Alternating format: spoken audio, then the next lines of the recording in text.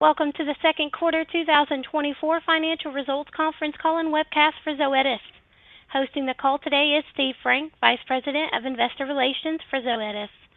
The presentation materials and additional financial tables are currently posted on the Investor Relations section of Zoetis.com. The presentation slides can be managed by you, the viewer, and will not be forwarded automatically.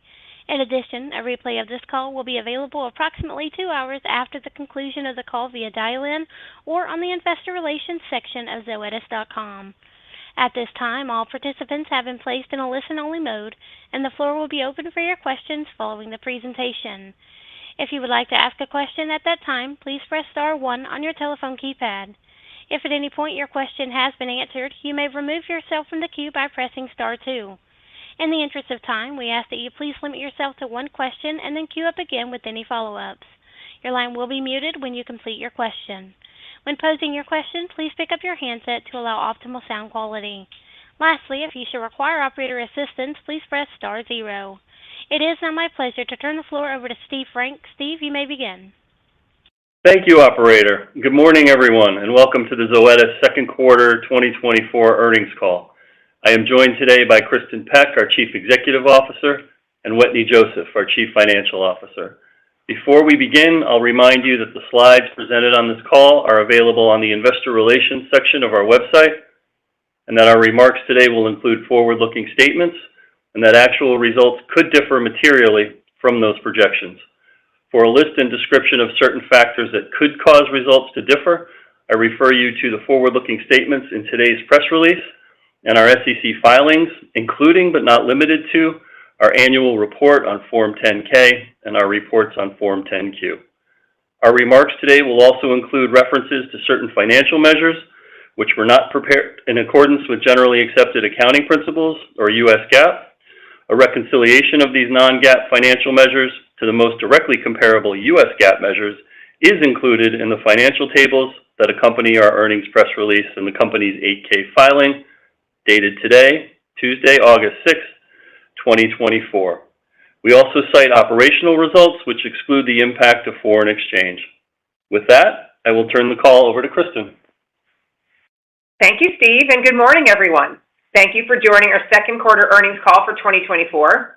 We had another outstanding quarter, growing revenue 11% operationally and 18% operational growth in adjusted net income. Success was fueled by strong demand for innovative products, our ability to capture and expand markets, and the dedication of our purpose-driven colleagues.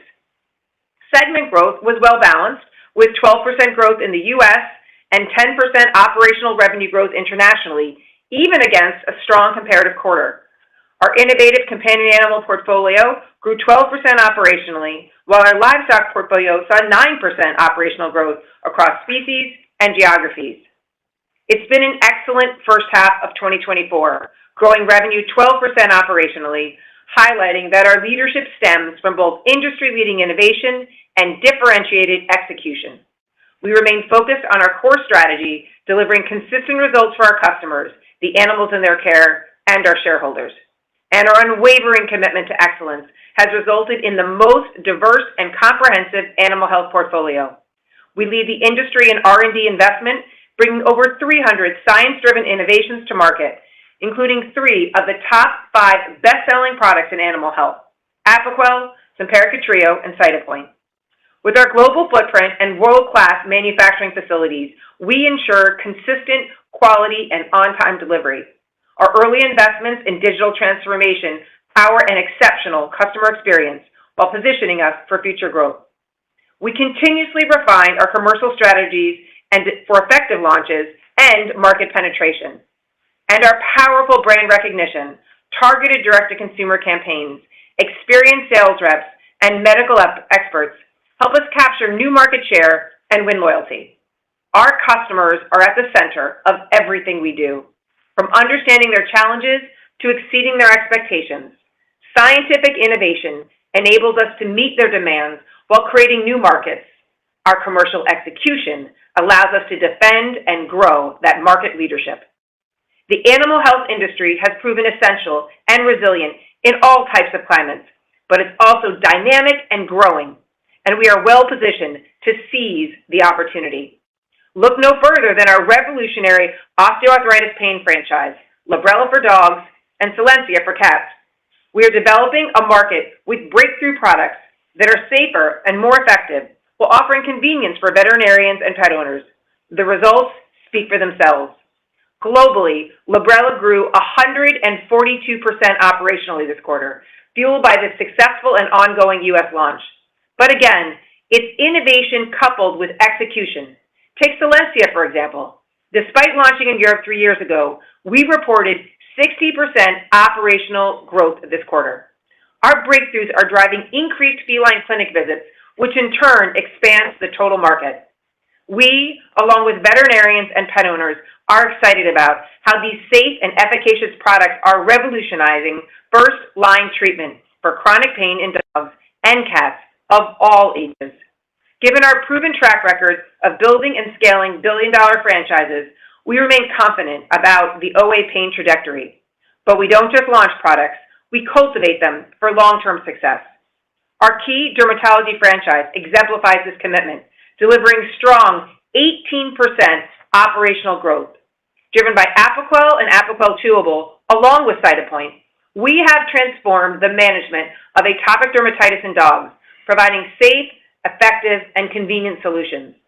With over 23 million dogs treated globally and a decade of proven results, Apoquel is the world's #1 prescribed oral medication for allergic itch, and it is overwhelmingly endorsed by veterinarians worldwide, with approximately 90% satisfaction, reflecting the trust and confidence they place in our market-leading brand. And we are still unlocking the opportunity. Today, there are approximately 20 million dogs globally with undertreated or untreated pruritic itch, presenting a vast untapped market. Take the U.S., for example. We estimate that 10 million dogs are currently receiving veterinary treatment for itch. While a majority, or roughly 70%, receive Apoquel or Cytopoint, there are 3 million dogs prescribed alternative options like steroids. Moreover, an estimated 8 million dogs are treated with over-the-counter products or are not treated at all.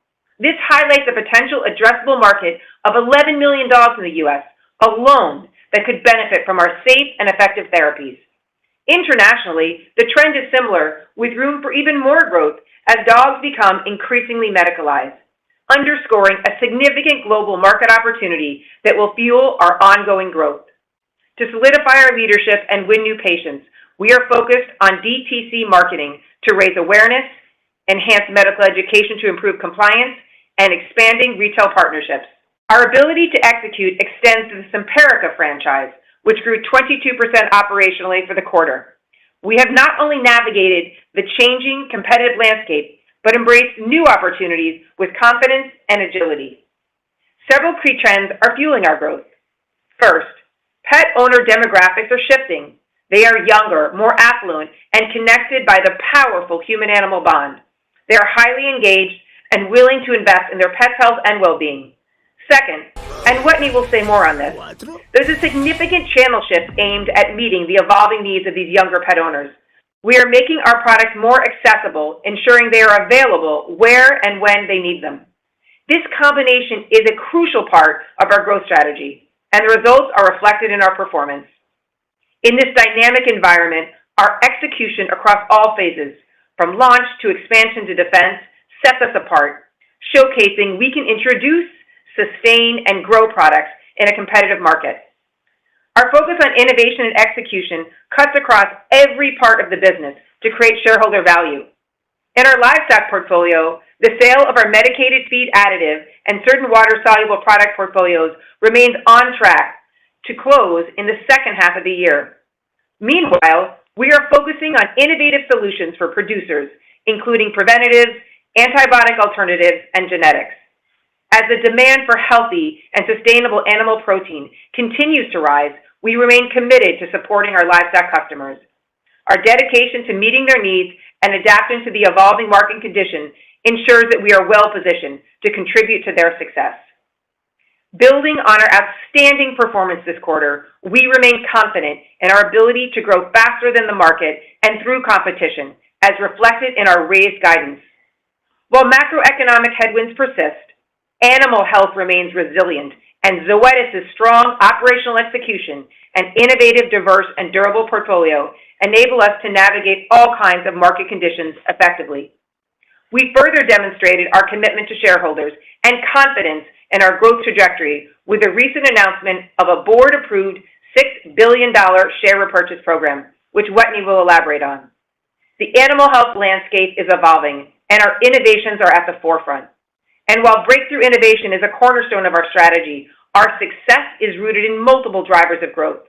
We are not just launching new products, we are transforming existing ones to unlock their full potential and better serve customer needs through lifecycle innovations.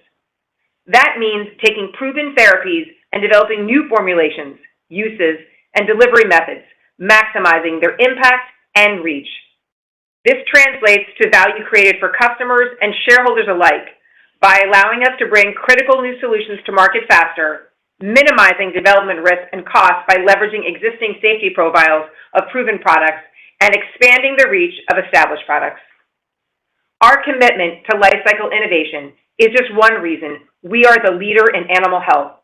When combined with our market leadership, deep customer insights, strategic investments, and our purpose-driven colleagues, we are uniquely positioned to deliver against the four tenets of our value proposition: to grow revenue faster than the market, to invest in innovation and growth capabilities, to grow adjusted net income faster than revenue, and to return excess capital to shareholders. Our differentiated execution and innovative, diverse, and durable portfolio ensures we are not just keeping pace, we are setting the pace and redefining what's possible in animal health. With that, let me hand it off to Wetteny. Wetteny. Thank you, Kristen, and good morning, everyone. As you heard Kristen mention, our ability to execute on our commercial and strategic plans drove another outstanding quarter. We simultaneously executed across product launches, market expansion, and market defense to propel us to a strong first half. In the second quarter, we posted $2.4 billion in revenue, growing 8% on a reported basis and 11% operationally. Adjusted net income of $711 million grew 9% on a reported basis and 18% operationally. Quarterly growth was driven by our innovative companion animal portfolio. Globally, OA pain mAbs posted $149 million. Our Simparica franchise posted revenue of $384 million, which includes $299 million from Simparica Trio, and our key dermatology franchise contributed $414 million. Our livestock portfolio also saw strong growth with $694 million in revenue. Looking closer at our success and execution, I'd like to focus first on OA pain. As we continue to execute our U.S. launch strategy, we remain confident in our OA pain trajectory. Based on our experience launching other billion-dollar franchises, we know that first-in-class therapies require significantly more market development than lagging lookalikes. In the U.S., we have reached over 9,000 vets and veterinary technicians through interactive information sessions with our Chief Medical Officer and industry KOLs. This is on top of the thousands of interactions our sales reps and medical teams have had on individual vet visits. These interactions ensure our customers have the tools and resources to reinforce the safety and efficacy of Librela and Solensia with pet owners. Additionally, we are deploying capital to expand our DTC strategy. Pet owners know their pets better than anyone, and we want to help them detect the signs of OA and the available treatment options. We know these therapies are improving lives based on the positive testimonials from pet owners. The positive impact and reception of Librela are reflected in the market adoption. In the U.S., we see record penetration, with over 80% of clinics now purchasing the product. No product in our history has penetrated this quickly. Reorder rates are approaching 90%, which is a leading indicator of customer satisfaction. In Europe, treatment is expanding to moderate and mild OA cases that were largely untreated, now making up more than 65% of total cases. This is just a glimpse into what we expect in the U.S. over time, as Librela continues to expand the addressable market and gain market share. Despite our early success, we still have significant room for continued expansion. Our focus on execution doesn't stop after we launch a product. After more than a decade of exceptional safety and efficacy, our key dermatology franchise is still a critical performance driver, growing 18% operationally in the quarter. In the U.S., derm clinic visits are increasing, driving volume growth across both Apoquel and Cytopoint. The franchise, including Apoquel, Apoquel Chewable, and Cytopoint, is designed to cover multiple needs across different dermatological indications, and their different methods of administration suit any vet or pet owner preference. Our derm products also address the full spectrum of periodic cases, providing relief from acute and seasonal conditions, as well as treatment for dogs with lifelong chronic conditions, which make up the majority of total derm revenue. And vets and pet owners are extremely happy with the results. In global studies, veterinarians report approximately 90% of satisfaction with Apoquel safety and efficacy. Our comprehensive portfolio meets vets' needs and the needs of their patients, and we are confident in our ability to grow revenue even in the face of competition.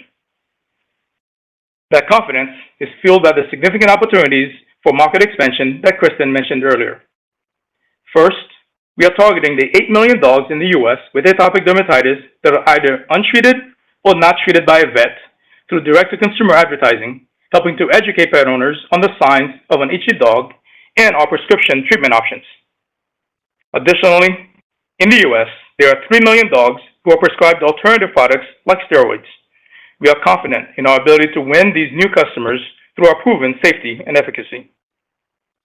We are also drawing more doses from the same patient base due to trends within pet healthcare, including preference for injectable therapies, chewable formulations, and alternative channel growth, increasing compliance. Lastly, there are many markets where our key dermatology franchise is in the early stages of maturity. These markets should provide long-term growth trajectory, and our outstanding international growth highlights this momentum. Our excellence in execution on our OA pain launches and key dermatology expansion has contributed to a great first half of the year. Now, let's move on to our segment results. U.S. revenue grew 12% in the quarter, with companion animal growing 13% and livestock posting 11% growth. For the first time, sales across our U.S. companion animal portfolio surpassed $1 billion in the quarter. Performance was driven by our OA pain mAbs, Simparica Trio, and our key dermatology franchise. Portfolio growth was largely driven by trends in retail and home delivery, reflecting the evolution of pet owner preference for convenience and increased compliance on dispensing oral medications. In the clinic, usage of injectable therapeutic treatment is growing to offset the alternative channel shift. Our OA pain mAbs, Librela and Silencia, posted a combined $71 million in U.S. sales in Q2. Librela generated $53 million, primarily on increased clinic utilization. As I mentioned to date, market adoption is higher than any product in our history. Thus, we are confident in our trajectory. Silencia posted $18 million in revenue. We continue to be pleased with what we are seeing in the feline OA space.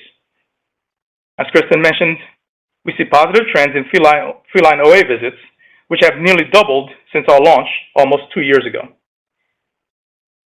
Simparica Trio posted U.S. growth of 19% in the quarter on $254 million in revenue. We are entering our second year with competition in the triple combination parasiticide market, and we continue to execute on not just defending our leadership position with Trio, but growing it. Again, we do not take a launch and done mentality. We posted 26% moving average total growth over the past 12 months, the majority of which was in a competitive market, highlighting not only our first mover advantage, but also the stickiness of our customer base. Lastly, in the vet channel, Simparica Trio is winning with puppies, a leading indicator of future performance. In the absence of meaningful differentiation, vets and pet owners are reluctant to switch from a safe, efficacious product. Key dermatology product sales in the U.S. were $283 million for the quarter, growing 17%. Apoquel was the largest growth driver, with Apoquel Chewable benefiting from increased conversion. Cytopoint growth continues to be driven by vet and pet owner preference for injectable solutions, especially for chronic cases. Earlier, Kristen alluded to shifting pet owner demographics and the evolving landscape. Much of our success with Simparica Trio and Apoquel has been bolstered by our ability to win in the growing retail and home delivery space. The convenience of these channels for self-administered products are increasingly popular with pet owners, and we are committed to making our products available where our customers need them. Currently, Simparica Trio is the best-selling prescription product in the retail channel, and Apoquel is second. We estimate that over 20% of Trio sales and 1/3 of Apoquel sales now come via the retail channel. Additionally, the alternative channel growth rate for both Trio and Apoquel exceeded overall growth rate for these products this quarter. Growing pet owner preference for alternative channel convenience has led to a decline in product-only clinic visits. This is why visits are not the best indicator of our performance, given we have consistently grown volume in an evolving landscape. Our U.S. companion animal diagnostics portfolio grew 5% in the quarter, returning to growth after Q1 distributor inventory workdowns following our channel strategy change. U.S. livestock had a strong quarter, growing 11%, driven primarily from the timing of supply on Ceftiofur, which had a soft comparable period last year. Moving on to our international segment, revenue grew 4% on a reported basis and 10% excluding the impact of foreign exchange. Companion animal grew 12% operationally, and livestock grew 8% operationally. Our international companion animal portfolio growth was driven by our Simparica, key dermatology, and OA pain franchises, partially offset by impacts in China. Our international Simparica franchise grew 35% operationally. Growth was driven by Simparica, growing 38% operationally to $59 million in sales in the quarter. We continue to see increased use in Latin America and Eastern Europe, as well as price benefits in high inflationary markets. Simparica Trio grew 31% operationally on $45 million in sales, benefiting from key account growth in Europe, continued focus on DTC, and the positive impact of our recent launch in China. Our key dermatology franchise grew 19% operationally in the quarter, posting $131 million in sales. We saw double-digit growth across most of our major markets, driven by higher compliance and new patients. Growth was partially offset by headwinds in Japan due to pre-priced buy-ins in Q1. As we highlighted earlier, we continue to see significant opportunity for growth. Many international markets are in the early stages of market development with significant runway for growth. Internationally, our OA pain mAbs grew 35% operationally, posting $79 million in combined revenue. International Librela sales were $63 million, growing 32% operationally. As we highlighted last quarter, we have lapped the launches in our last significant international markets, which occurred in Q2 of 2023. Valencia sales were $16 million, growing 49% operationally. Our international companion animal diagnostics portfolio grew 15% operationally, with strong performance across much of Asia and Europe. International companion animal growth was partially offset by expected declines in China, driven by our Revolution franchise. International livestock grew 8% operationally in the quarter, driven by price increases primarily in cattle and poultry in high inflationary markets. We saw strong growth in our fish portfolio this quarter, with contributions from price and volume driven by strong demand for vaccines in Norway. Growth in price and fish was partially offset by volume declines in most of our other livestock species due to a challenging comparable quarter, as well as the impact of unfavorable rotations. As expected, the economic challenges in China persist, putting pressure on certain companion animal products as well as livestock, especially swine. Consistent with what we have said for several quarters, the impact on our growth is expected to moderate late in the year, but continued headwinds are expected throughout the year across companion animal and livestock. Fiscal discipline across the P&L is one of the things that unlocks successful execution. As we move on to some of the highlights, we wanted to reaffirm our continued commitment to reinvesting in our business and our confidence in the returns we see from those investments. Adjusted gross margins of 71.7% declined 70 basis points on a reported basis. Foreign exchange had an unfavorable impact of 130 basis points. Excluding FX, we saw higher margins due to price increases, favorable mix, and lower freight costs, partially offset by higher manufacturing costs, especially in high inflationary markets. Adjusted operating expenses increased 9% operationally. Contributing to this growth was SG&A increases of 7% operationally and 17% operational growth in R&D. Improvements in operational gross margin and prudent expense growth contributed to adjusted net income, which grew 18% operationally. Adjusted diluted EPS grew 20% operationally for the quarter. Lastly, I want to highlight our share repurchase program. In the quarter, we repurchased a record high $533 million in shares. Additionally, on August 1st, we announced that we received board approval for a new $6 billion share repurchase program, our largest program to date. The shares are expected to be repurchased over a multi-year period of up to 4 years, and the program can be canceled at any time. The company's previous $3.5 billion share repurchase program, which was approved in December 2021, is expected to be completed this year. This commitment reflects continued confidence in our ability to return value to shareholders. Before moving to guidance, an update on the planned divestiture of our medicated feed additive portfolio. As Kristen mentioned, we are expecting this divestiture to close sometime in the second half. Our current guidance is not reflective of this sale and may be adjusted subsequent to the close of the deal. As we stated in our April announcement, this portfolio generated approximately $400 million in revenue in 2023 with roughly linear seasonality. Now, moving on to guidance for full year 2024. Our outstanding first half performance, particularly in our Simparica and key dermatology franchises, demonstrated our ability to drive growth through execution across our business and gives us confidence going forward. Thus, we are raising our 2024 guidance provided during May's earnings call. Please note that guidance reflects foreign exchange rates of late July. For the year, we expect revenue between $9.1 and $9.25 billion, a range of 9% to 11% operational growth.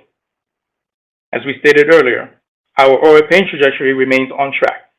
Our expectations for Librela for the year remain unchanged. We now expect adjusted net income to be in the range of $2.64 to $2.69 billion, representing operational growth of 13.5% to 15.5%. We are maintaining our commitment to grow adjusted net income faster than revenue over the long term, while increasing our investment in demand-generating activities such as direct-to-consumer advertising. While we saw exceptional leverage this quarter, subsequent quarters may not have the same level of operating leverage due to the optimal timing of investments. Finally, we expect adjusted diluted EPS to be in the range of $5.78 to $5.88, and reported diluted EPS to be in the range of $5.35 to $5.45. In closing, before we go to Q&A, the strength and diversity of our portfolio and our relationships, as well as our ability to execute on our strategic vision, continually allows us to outperform our peers. We have the utmost confidence in our best-in-class portfolio and colleagues to continue to set the benchmark moving forward. Now, I'll hand things over to the operator to open the line for your questions. Operator? Thank you. And at this time, if you would like to ask a question, please press star 1 on your telephone keypad. You may withdraw your question at any time by pressing star 2. Once again, that is star and 1 for your questions. We will take our first question from Jon Block with Stifel. Please go ahead. Great. Thanks, guys, and good morning. Wetteny, maybe the first one for you. Was there a split between price and volume for the quarter? Sorry if I missed that. And then, how do we think about pricing contribution from here? We'll call it a 2025 life cycle innovation, possibly make price somewhat more durable than maybe some people are anticipating. And then the second question, I'll just ask both up front. Kristen, you got a lot of innovation to spend on for the DTC. And so where do the best returns reside? I can make the argument Librela is the least penetrated, but Apoquel and Trio, arguably the annuity is longer. So maybe you can talk to how you're balancing the spend and the associated returns. Thank you. Sure, John. I'll take the first part of the question, and then Kristen will address the second one. Look, if you look at the start we've had to the year, it's really been an outstanding start. We've seen demand across our innovative products and clearly a balanced growth picture when you look at the quarter, with the U.S. growing 12%, international growing 10%. We saw companion animal growth at 12% and livestock 9%. To get to your point around price and volume, I will cover the quarter, but then I'll remind you of what the first half of the year looks like and what we're anticipating for the balance of the year. The quarter had about 8% price and 3% volume. Now, if you look at the price contributions, you have about 2 points coming in from Argentina, similar to the first quarter, and as we anticipated in the second quarter. And that leaves you with roughly 6 points of price and 3 points of volume. Now, I will tell you on a year-to-date basis, given where the comps were versus the prior year, you actually have a very balanced picture between price and volume. On a year-to-date basis, we've grown 12% operationally at the top line. Separating out Argentina, you have 5% price and 5% volume. And that's roughly the balance we expect for the full year. There's just a little bit of nuance on a year-over-year basis based on the comps that's driving much higher volume in Q1 and much higher pricing in Q2. The last point I'll make is Trio had another outstanding quarter, and we're getting better price realization from more targeted promotions. In fact, we did not run promotions in the second quarter compared to the last year where we did run a promotion. So that has a little bit of dynamic also playing out on the price picture, if you follow that. Again, very pleased with the performance overall, stronger price contribution coming from that. We expect roughly balanced price volume picture for the year. Thanks. And John, I'll take your second question. Look, if you saw a quarter where we grew Derm by 18%, the Simparica franchise at 22%, and Pain at 142%, clearly the DTC is having a very positive effect and ROI on each of these. We actually think about it in a much more detailed way than what you were mentioning. We don't just look at it by brand. We look at it by channel. So what is connected TV, digital? And there's different ROIs for different. I mean, some of these are building markets, as you said. Some of these are just more consumer-oriented. If you look at parasiticides, consumers really do drive a lot of that spend themselves versus, Derm and Pain, where you have both the consumer and the vet very involved. So we look at it both by product. We look at it seasonality. And I'd say we're investing, significantly across all three, where we really believe both there's an opportunity to drive compliance and as well as an opportunity to grow these markets. So we're aggressively investing across each, but we look at it in a very detailed level to make sure the ROI of any given channel we're investing at any given time of the year makes the most sense. Thank you. We'll take our next question from Erin Wright with Morgan Stanley. Please go ahead. Great. Thanks for taking my questions. On Librela first, so should we continue to see that sequential ramp in U.S. Librela sales throughout the remainder of the year? And how are reorder rates, sell-out trends kind of throughout the quarter? How did that progress relative to your expectations and thoughts on potential label changes there as well for Librela?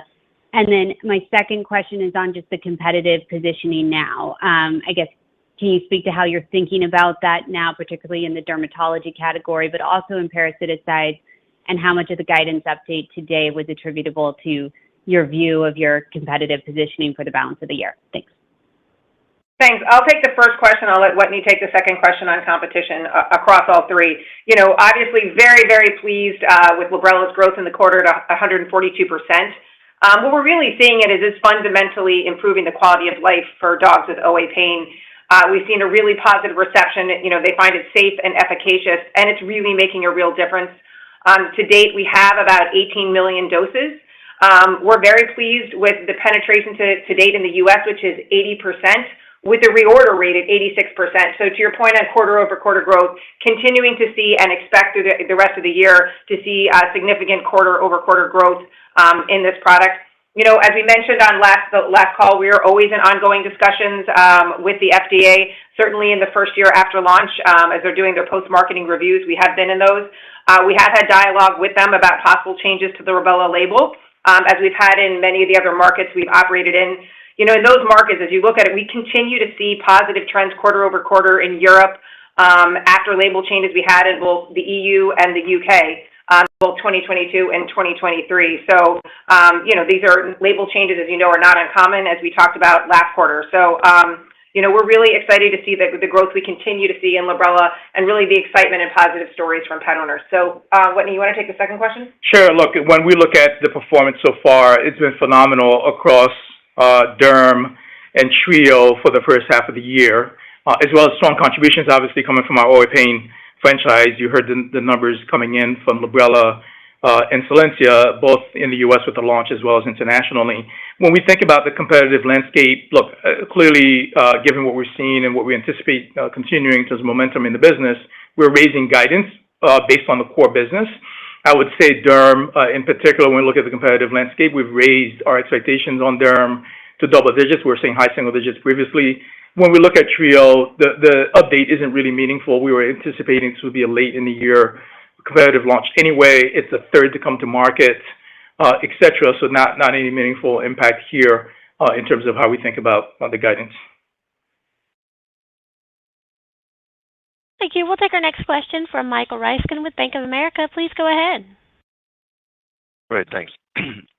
Both of my questions are going to be on Derm market. So first, just a quick one on Apoquel Chewable. You launched that recently, and there was a lot of excitement around that. I was just wondering if you could provide any color on how meaningful a contribution that's having to the better results you're seeing, or if you think it's more traditional Apoquel that's still driving Derm. And are there any inventory dynamics there we should be mindful? Was there any stocking with distributors in the quarter or year to date? Just an update on Apoquel Chewable. And then the follow-up on sort of the long-term opportunity. I think you gave a lot of color in the slides on the opportunity in Derm in terms of the underpenetrated market, the untreated opportunity, and steps you're taking to further penetrate that. My question is, that's been the case for a number of years, and you've had a Derm product on the market for over a decade now. So it seems like there is a sizable part of the market that's just resistant to treatment, or possibly isn't going to the clinic, isn't amenable to this product. I'm just wondering, how real do you think that opportunity is, and what the barrier there is? Is that an education? Is that a cost price point? Is that a treatment modality issue? Just why is there still such a sizable unaddressed market in Derm, and what steps you can do to further penetrate that? Thanks. Thanks, Mike. I'll take the second question on the long-term opportunity, and then I'll let Whitney cover anything that I missed, as well as cover all the dynamics you were asking for specifically around chewable. To your point, our Derm portfolio has been on the market for 11 years, and we posted 18% growth in the quarter. So I would say that there's a significant opportunity to continue to expand the market. I appreciate your comment on the slides. We did try to add slides this quarter to try to bring to life some of the stories that we're talking about. Again, get some of those numbers out there for you. And specifically, what we were trying to address in that is the significant opportunity where we see two drivers, really, of the future growth. One is around compliance, and we're seeing really strong growth here around compliance. We can increase compliance through retail and auto ship. I even think chewable, which Whitney will talk about, will help drive compliance. So we think there's a significant opportunity for more weeks and more months on therapy. And, I also think there's a big opportunity to continue to expand the market. And, building on what Whitney said in his prepared remarks, there's 3 million dog owners right now that are prescribed other products, such as steroids, that could be moved to our products. And then there's 8 million dogs with OA who might be using shampoos or things like that, or over-the-counter treatments, or might not be using anything at all. We see those as significant opportunities to continue to grow the market. That's 11 million dogs in the U.S. alone.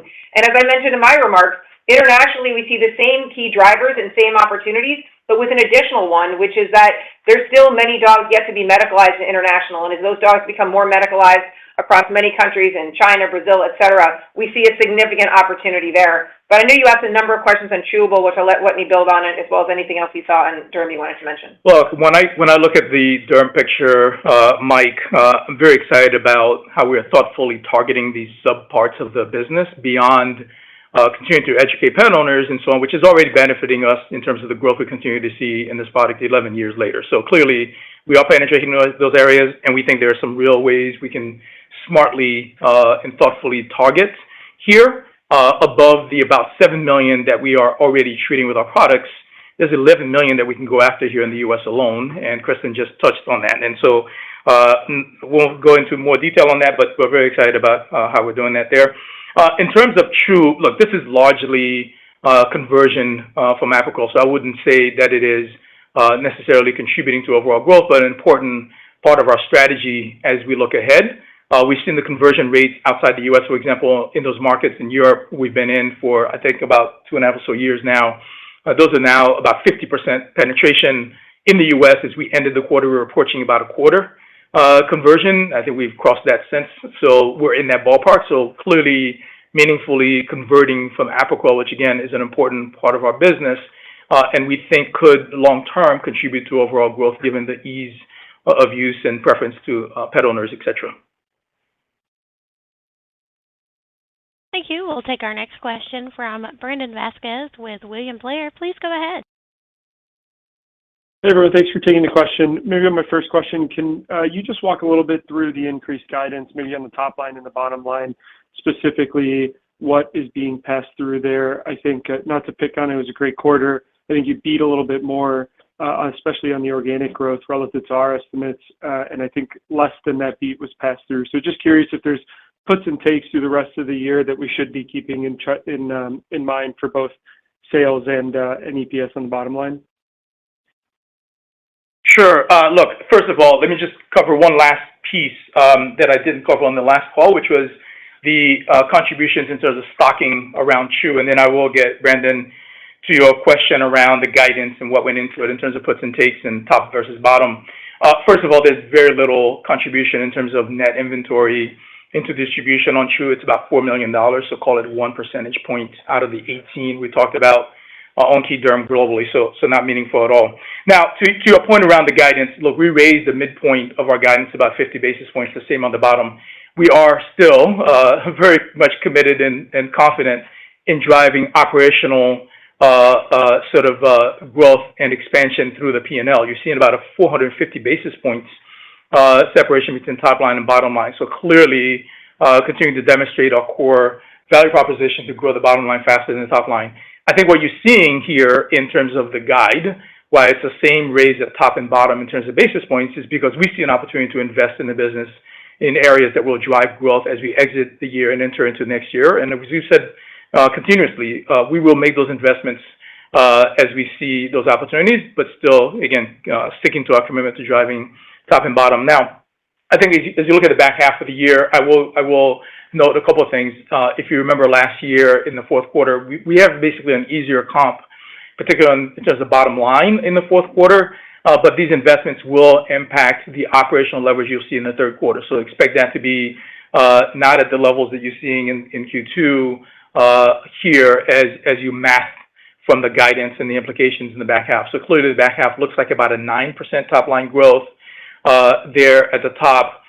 Leverage on the back half, but more heavily weighted towards Q4 versus Q3 in terms of that leverage. Okay, we'll take our next question from Steve Scala with TD Cowen. Please go ahead. Hi, this is Chris on for Steve Scala. Thanks for taking our questions. We had just one on dermatology. Can you provide any color on the breakdown of key derm sales between Apoquel, Apoquel Chewable, and Cytopoint? How do you see this split evolving over time, and does Apoquel Chewable provide extended patent protection for the brand? Thank you. Sure, I'll cover both here. Look, really, when you look at the conversion strategy we have with Apoquel Chewable versus Apoquel, we talk about the key derm franchise here versus breaking them out here. So we have 18% growth in key derm. If you look at both Apoquel, the Apoquel franchise, as well as Cytopoint with double-digit growth in the quarter. Again, we continue to emphasize the combination of Apoquel and Apoquel Chewable versus breaking them out, which is the reason that you heard the commentary from us as you did. In terms of patent protection, look, there are various patents that cover the product, both across the active ingredient as well as the formulation and dosing regimen, so they do vary. But overall, if you look at the franchise, we're looking at patents that extend out to 2031. More details are available in the 10K if you want to pull that up from last year, and of course, this year's 10K as well will cover that. Thank you. We'll take our next question from Balaji Prasad with Barclays. Please go ahead. Hi, good morning, and congratulations on the quarter. Just a couple from me. Firstly, I want to dig a bit into the nuances of pricing. Is there a difference in how pet owners perceive price hikes for pharmaceutical products versus diagnostics?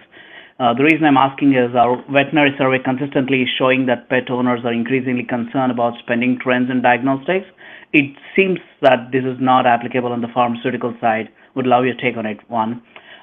Two, could you also just size the fish vaccines business a bit, the growth, and in that context, what would an approval like AlphaJect Micro translate to in terms of accelerating this revenue growth? Thank you. So look, maybe I'll take a stab at the first one, Balaji. Look, I think you've seen that spend in animal health, particularly pet owners, is a durable spend, and they see their pet health as essential.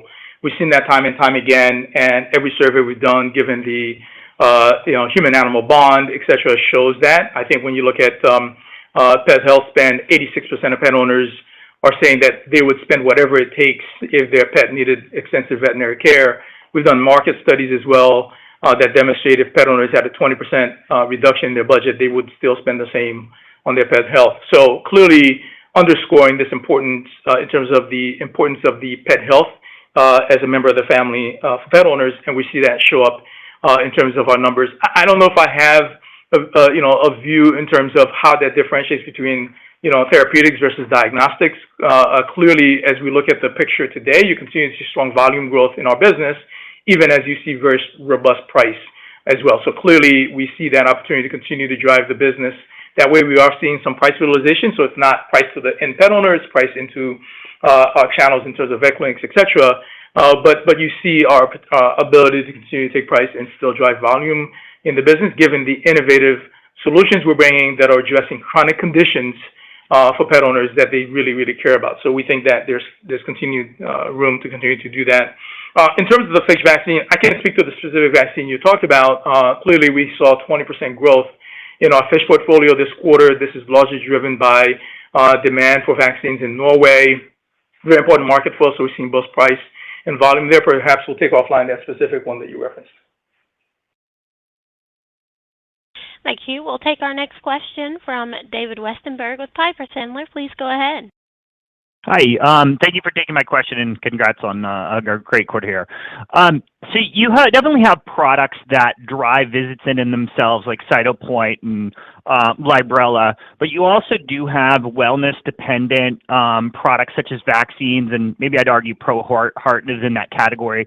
Can you talk about how those wellness products have been performing, your expectation for how they do the rest of the year, and can you help frame the size of those kind of products in your portfolio? And then if I could just squeeze in one smaller one, were there any portfolio Bennett sales with your MFA portfolio that you're getting rid of, and why is that portfolio, if there isn't, more or less portfolio sales dependent? Thank you. Sure. I'll take your MFA question, and then I'll let Wetteny take the volumes and things like that across wellness and vaccines. If you think about our medicated feed additive business, as you saw, it was integrated into some of our portfolio contracts, but the majority of those contracts, the majority of the value, as Wetteny outlined, globally, our MFA sales last year in 2023 were only $400 million. So, it's not inconsequential, but it is not a material way of the way we negotiate. Most of our negotiations across portfolio are in more innovative products that are central to our customers. So, no, we are not concerned in livestock as we sell that business and our ability to continue to leverage our portfolio to provide the best value for our customers. So we're committed to continuing to do that. And I'll let Wetteny take the second question sort of on the wellness.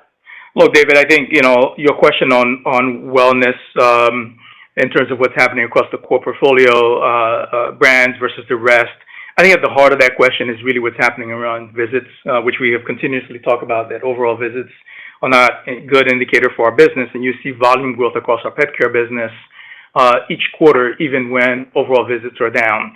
Now, to get to your point, if you look at Apoquel, Cytopoint, the key derm franchise, if you look at Trio and Simparica franchise and OA pain, those are all seeing increased volume across the business. I think if you then say what's happened to the rest of the portfolio, it contributed about 2 percentage points to our growth.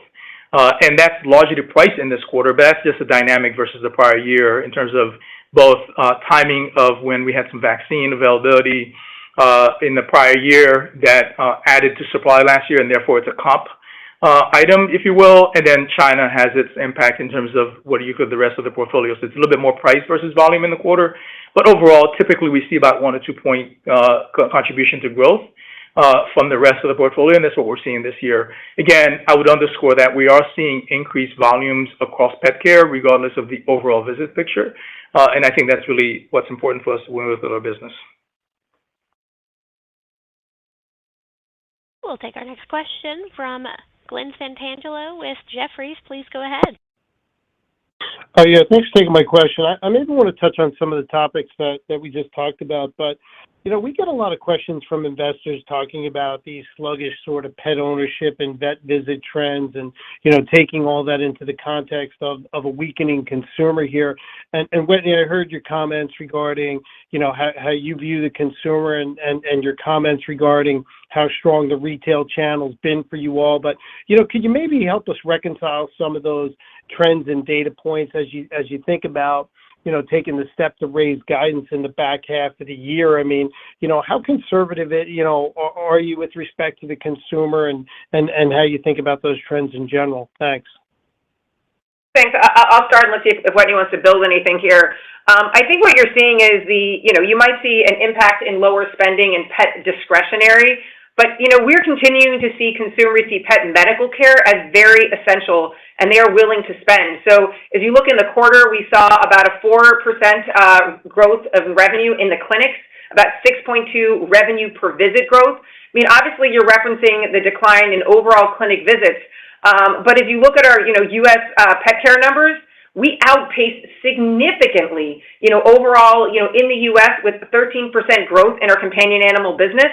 So we're seeing very strong demand for our products. These pet owners are young, they're affluent, they see, the pets as a central member of their family, and they are continuing to spend to keep their pets healthy and happy. So, we are very optimistic as we look to the rest of this year and confident in the guidance that Whitney provided, and confident, honestly, as we look into 2025, that the consumer, when it comes to essential veterinary care, still is willing to spend. We've done multiple studies, as we've referenced before. 86% of pet owners would spend, quote, whatever it takes to take care of their pet. And even when faced with a 20% reduction in their income, they would not change what they spend to take care of their pets. Thank you. We'll take our next question from Chris Schott with J.P. Morgan. Please go ahead. Great. Thanks so much. Just two questions for me. On Derm, is there an updated view on growth for that business in 2024 relative to the comments you made in 1Q, just in light of the very strong first half results you've had? And maybe just a second part to the Derm question. With your competitor announcing that their product may have a black box warning, does that change your approach in terms of about how you're thinking about either growing or defending the Derm franchise, promotions, marketing, et cetera, as you go through not just the second half of this year, but out to 2025, or are the plans largely unchanged in light of that update? Thank you. Sure, Chris. Thanks for the question. Look, if we look at the growth I mentioned earlier on the call, given the competitive dynamics and quite frankly, just the strength of our growth as we continue to expand the market, 18% growth in the second quarter, we are raising our expectations for key Derm franchise. We said last quarter it'd be high single digits. We're now saying it's double-digit growth for 2025. Look, on your question, I'll start on the black box warning and turn it over to Kristen to add any additional points. Clearly, a black box warning is the most serious warning that the FDA will have on a product, and when faced against a product that does not have one, also has been in the market for 11 years, over $23 million have been treated with our Apoquel product, the satisfaction levels being above 90% or around 90%, both on safety and efficacy, that becomes a tall order. So clearly, we talked about our excitement, quite frankly, around still unmet need out there in terms of undertreated and untreated that we are targeting, regardless of competition, because we believe on offense here in terms of growing, expanding use of our products is the best move regardless of the competition, but clearly will position as well versus a product that has a black box label. Yeah, and the only thing I'd add there is I think what's really exciting about Apoquel is that you don't have to trade off safety and efficacy there. It can be used across all durations of therapy, both, acute, seasonal, and chronic. I think the chewable really provides differentiation, especially at the consumer level. You don't have to worry about vaccine status, and it works very, very quickly. So I think that's what also gives us optimism in our potential to continue to grow this franchise. Thank you. We'll take our next question from Navann Ty with BNP Paribas. Please go ahead. Hi, good morning. Thanks for taking my question. Just had one on Librela, if you had any updated thoughts on the transition to the moderate population, as well as the antitrust investigation in Europe. And then second, on vet visits, and I know that you are not as sensitive as other players, but if you have any outlook for vet visits for the full year next year. Thank you. Sure. First, on your question on the EU Commission investigation, it actually has to do with an experimental compound that was part of the NextVet acquisition, which was about 7 years ago. We continue to believe our decision to stop the experimental compound was sound, rigorous, and lawful, and we're confident the concerns will be unfounded when they finish their investigation with regards to that. You were asking me how we're doing in international with regards to Librela.